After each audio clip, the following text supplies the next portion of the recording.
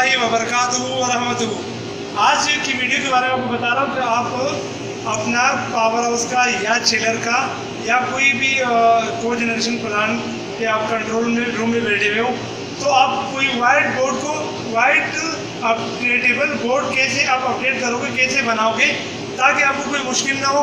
आपको पता चल सकेगा आपकी बैटरीज कब इंस्टॉल है, आपके कितने घंटे रह गए मेंटेनेंस में, आपके फिल्टरों की सफाई में कितने घंटे रह गए, एयर फिल्टर में कितने घंटे रह गए, और उसके अलावा आपके हीट एक्सचेंजर कब साफ़ हुए, आपके अलावा कोई और चीज़ें कंप्रेसर हैं, चिलर है, उसके बारे में भी आपको पता हो कब कब क्या करना है, ऑयल सैंपल में कितने घंटे रह गए। तो आप किस तरीके से एक बहुत लश किस्म का एक बोर्ड बना सकते हो ताकि आपकी आंखों के सामने डेली बेसिस पे सारी चीज़ें रहें और आपको मालूम हो कि आने वाले दिनों में क्या क्या काम आपने करने हैं या करवाने हैं। तो चलिए स्टार्ट करते हैं। एक अपडेटेबल बोर्ड मैंने बनाया है, ठीक है।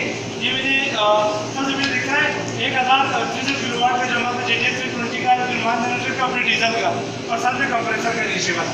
तो इसका जो लास्ट टाइम के मेंटेनेंस हुआ था उसके रनिंग आ रहे, फिर डेली बेसिस पे सुबह 9 बजे 8 बजे जो भी हो टाइमिंग, वो करंट रनिंग आ, और फिर इसमें से इसको माइनस करना है। देख लीजिएगा कैलकुलेटर के हिसाब से, अगर मैं आपको बता सकूँ हमारा पास जो करंट है 16,063 रनिंग आ रही जनरेटर का।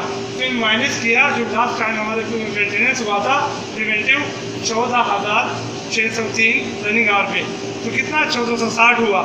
अब 2000 घंटे पे हमारी मेंटेनेंस होती है, उसको माइनस किया 1460 से, तो 540 घंटे हमारे पास रह गए मेंटेनेंस में। इसी तरीके से ये मैंने कैलकुलेशन बताया, इसी तरीके से सारी चीज़ों की होगी, ठीक है। उसके बाद ऑयल चेंज है हमारे पास कि ऑयल कब चेंज हुआ था, previous running hour oil change की रनिंग आर जब चेंज हुआ था, और उसका अभी डेली बेसिस पे करंट रनिंग आर और उसमें कितने घंटे रह गए यहाँ जाएंगे।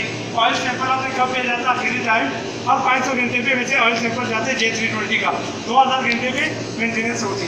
तो ऑयल सैंपल लास्ट टाइम कब भेजा था और करंट रनिंग आर क्या है, तो करंट को लास्ट टाइम से माइनस कर दो और फिर 500 को उससे माइनस कर दो जो आपके पास आ रहे हैं रीडिंग, तो आपके पास यहाँ पे रिमेनिंग आ जाएगा कि कितने घंटे आपके ऑयल सैंपल में रह गए। इस तरह बैक फिल्टर है जनरेटर, उसकी सफाई आपने की थी, कितने रनिंग आर में कितने घंटे रह गए सफाई करने में।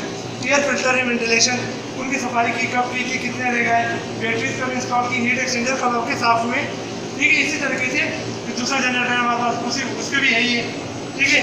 कि कब हमारे पास मेंटेनेंस इसका अभी हुआ नहीं है, लेकिन आप लिख सकते हो आपके पास जो भी हो बोर्ड बनाने का तरीका। इस तरीके से इसका भी एयर फिल्टर है, बैटरी इंस्टॉल कब हुई, जैसे हमारा ये जो है एक कंप्रेसर भी है 3 किलोवाट का, तो हम इसको भी 2000 घंटे पे मेंटेनेंस होती है। तो हमने मेंटेनेंस जो लास्ट टाइम में थी 3679 रनिंग आ रहे थे, अभी करंट 5758 रनिंग आ रहे हैं। तो ये हमारा ड्यू हो चुका है 79 घंटे ऊपर हो चुके हैं मेंटेनेंस में। इस तरीके से आपको अपना बोर्ड बना सकते हो। और यहाँ पर ये हमारे पास डीजल का है जो कि अभी अपडेट नहीं, अपडेट मेंटेनेंस के बाद होगा, ठीक है।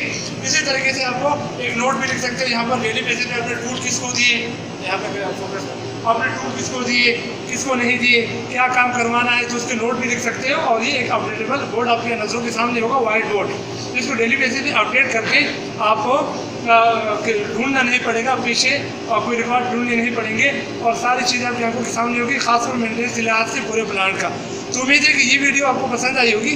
अगर वीडियो पसंद आई तो सब्सक्राइब करना मत भूलिएगा, बेल नोटिफिकेशन आइकन को प्रेस करना भी मत भूलिएगा, और वीडियो को लाइक करना भी मत भूलिएगा। और नेक्स्ट वीडियो तक के लिए मुझे इजाज़त दीजिएगा। अल्लाह हाफिज़।